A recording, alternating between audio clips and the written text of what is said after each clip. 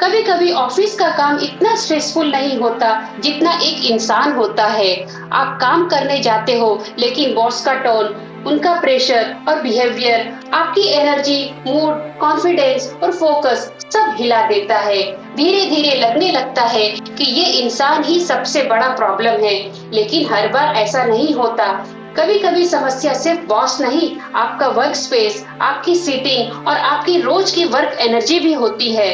जब स्पेस आपको सपोर्ट नहीं करता तो अथॉरिटी का प्रेशर और भी ज्यादा लगने लगता है। नमस्कार, मैं बॉक्स टू जॉय से पुनीता सेठिया बोल रही हूँ। आज के इस वीडियो में हम बात करेंगे कि अगर आपका बॉस टॉक्सिक है तो वास्तु के थ्रू आप अपनी वर्क एनर्जी को कैसे प्रोटेक्ट और स्टेबल कर सकते हैं। ध्यान रहे, आज का विषय किसी को कंट्रोल करने का नहीं, बल्कि अपनी एनर्जी को प्रोटेक्ट और स्टेबलाइज करने का है। टॉक्सिक बॉस का असर सिर्फ दिमाग पर नहीं, शरीर पर भी पड़ता है और धीरे धीरे पूरे वर्क एक्सपीरियंस को प्रभावित करता है। कई लोग कहते हैं ऑफिस पहुंचते ही एंजाइटी होने लगती है, बॉस के सामने आते ही आवाज बदल जाती है, मैसेज आते ही जैसे दिल बैठ सा जाता है और काम आते हुए भी कॉन्फिडेंस खो जाता है। तब यह सिर्फ प्रोफेशनल इश्यू नहीं रहता, धीरे धीरे यह एक पैटर्न बन जाता है। अथॉरिटी सामने आते ही इंसान असहज और भीतर से कमजोर महसूस करने लगता है, और जब यह बार बार हो तो या तो वह दबने लगता है या फिर ओवर रिएक्ट करने लगता है। अब सच तो यह है, दोनों ही तरीके ठीक नहीं हैं। तो यहाँ सवाल यह होता है, वास्तु इस सिचुएशन को कैसे देखता है। वास्तु यह नहीं कहता कि चेयर बदल दो और बॉस बदल जाएगा, लेकिन वास्तु यह जरूर कहता है कि अगर आपका स्पेस आपको सपोर्ट नहीं कर रहा तो प्रेशर और कॉन्फ्लिक्ट ज्यादा हेवी फील होने लगेंगे। मतलब सिचुएशन पहले से डिफिकल्ट है और स्पेस उस डिफिकल्टी को और भी बढ़ा रही है। कई बार टॉक्सिक बॉस के साथ रियल इशू यह नहीं होता कि वो क्या बोल रहे हैं, रियल इशू यह होता है कि उनके बातों का असर आपके ऊपर कितनी देर तक रह रहा है। उदाहरण के लिए, उनका टोन हार्श है लेकिन आप उसे दिन भर कैरी कर रहे हो। उन्होंने सुबह कुछ कहा लेकिन उसका असर शाम तक चल रहा है। यहीं से पैटर्न शुरू होता है। बॉस तो आपके साथ नहीं है, लेकिन उनकी बातों का असर आपके अंदर चलता ही रहता है। और अगर आपका वर्क जोन भी अनस्टेबल है तो यह इफेक्ट और ज्यादा बढ़ चढ़कर फील होने लगता है। इसलिए हमें बॉस से पहले अपने वर्क जोन को देखना होगा। इसे चेक करने के लिए मैं आपको सिंपल सेल्फ चेक बताती हूँ। अगर इनमें से 4-5 बातें भी आपसे अगर मैच करती हो तो सकता है कि आपकी वर्क एनर्जी को रिसेट करने की जरूरत है। चलिए शुरू करते हैं सेल्फ चेक। पहला सेल्फ चेक है, आप देखिए काम करते समय क्या आप अक्सर अनईजी फील करते हैं। दूसरा, क्या बॉस के सामने आते ही बॉडी टाइट हो जाती है। तीसरा, क्या डेस्क पर बैठते ही क्लैरिटी कम हो जाती है। चौथा, क्या हर छोटी बात भी आपको ओवरलोड लगने लगती है। पांचवा, क्या आपका वर्क जोन क्लटर्ड, स्कैटर्ड या मेंटली हेवी फील होता है। छठा, क्या ऑफिस से वापस आने के बाद भी बॉस की एनर्जी माइंड से निकलती ही नहीं है। सातवां, क्या आप कैपेबल होते हुए भी अथॉरिटी के सामने खुद को वीक फील करते हैं। आठवां, क्या आपको काम से ज्यादा एनवायरनमेंट एग्जॉस्ट करता है। अगर इनमें से 4-5 बातें भी आपको रिलेट हो रही है तो इसका मतलब है कि आपकी एनर्जी लगातार दबाव में है और अब इसे थोड़ी स्टेबिलिटी, थोड़ा सपोर्ट और थोड़ा स्ट्रक्चर चाहिए।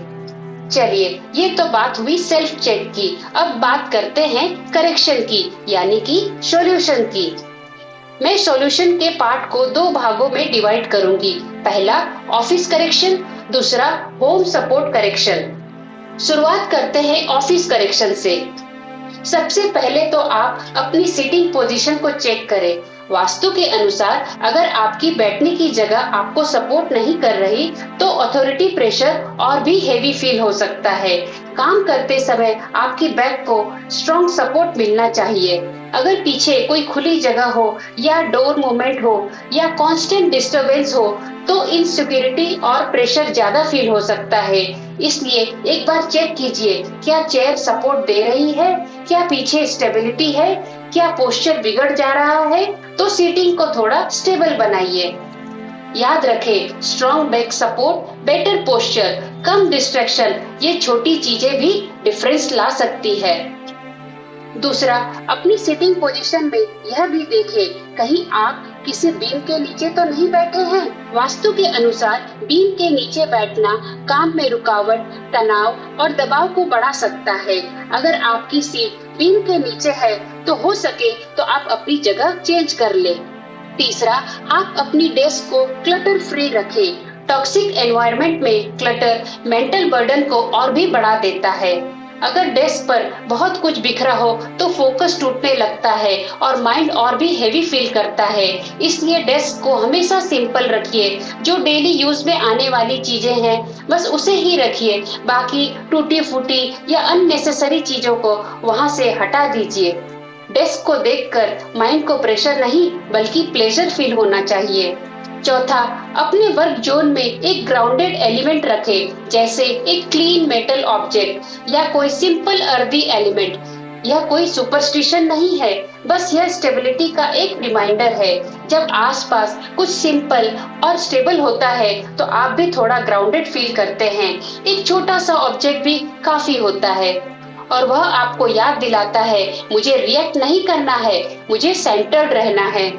पांचवा, डेस्क सपोर्ट के लिए ऑप्शनल रेमेडी के तौर पर आप एक छोटा सा गोमती चक्र या कपूर रख सकते हैं। और अगर क्रिस्टल यूज करते हैं तो सिंपल सपोर्ट के लिए लेब्रोडाइट, ब्लैक ऑब्सिडियन, सेलेनाइट या स्मोकी क्वार्ट्ज में से जो भी आपको सही लगे आप उसे अपने डेस्क पर रख सकते हैं। बस एक बात याद रखिए, डेस्क को रेमेडी से मत भर दीजिएगा, उसे सिंपल रखिएगा और इंटेंशनल रखिएगा।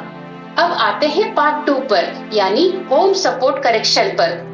अगर आप घर से भी सपोर्ट बनाना चाहते हैं तो घर का ईस्ट डायरेक्शन चेक करें। यहाँ क्लटर या डिस्टरबेंस नहीं होना चाहिए। अगर पॉसिबल हो तो यहाँ पर एक राइजिंग सन की पिक्चर लगा दें या फिर सिंपल ग्रीनरी भी यहाँ पर रख सकते हैं। यह आपको थोड़ा मेंटली अपलिफ्ट फील कराता है।